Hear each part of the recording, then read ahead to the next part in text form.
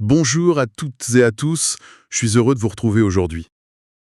Ô pauvre homme qui te débat dans une impuissance infinie et une indigence sans fin. Comprends par cela combien la miséricorde est un moyen précieux et quel intercesseur agréé elle est.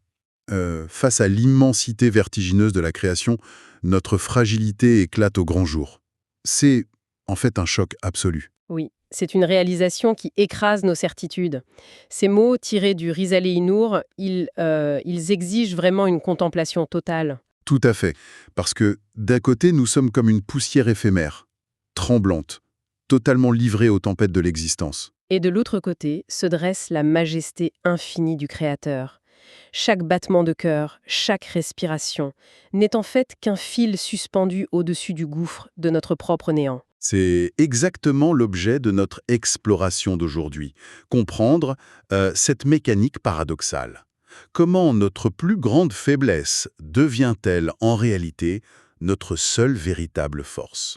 Eh bien, pour cela, il faut disséquer ensemble cette notion d'impuissance infinie. Ce n'est pas une simple allégorie poétique, vous voyez, c'est la réalité la plus stricte de notre condition. C'est-à-dire, dans quel sens cette impuissance est-elle littéralement infinie? En fait, l'esprit humain porte en lui des désirs immenses. Il aspire naturellement à l'éternité, il réclame la permanence, il veut embrasser l'univers. Oui, l'être humain veut que son existence, ses liens, sa vie, continuent pour toujours. Exactement. Mais sur le plan strictement matériel, nous ne possédons absolument aucune garantie.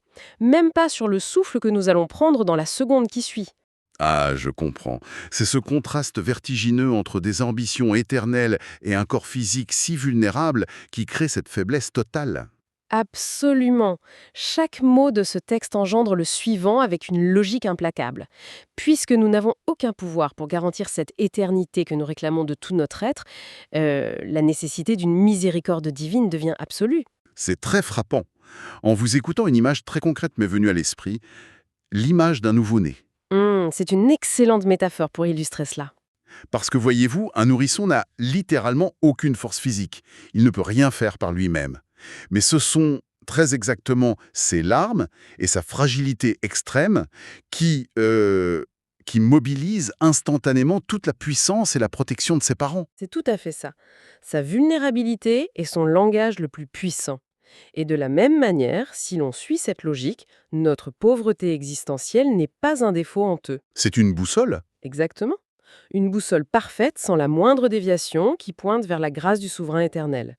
Et cela, en fait, recadre entièrement notre vision de l'existence. Ça déplace notre centre de gravité absolu. Et c'est fondamental, parce qu'il faut admettre que la nature, les causes matérielles, l'univers tout entier n'ont absolument aucune capacité créatrice.